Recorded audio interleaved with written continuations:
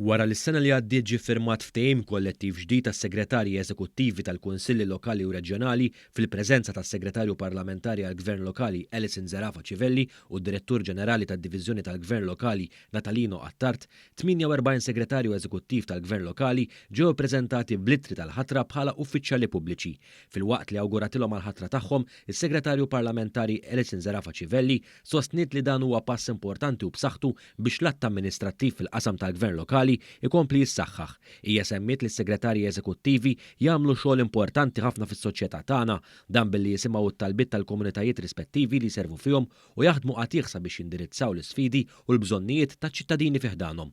One News talab is-Segretarju Parlamentari Zerafa Civelli timraħ aktar fuq din il-ħatra ta' dawn l-uffiċjali tas-servizz pubbliċi ġodda. Il-Gvern irrikonoxxa l-rwol importanti li s-segretarji eżekuttivi għandhom fil-qasam tal-Gvern lokali.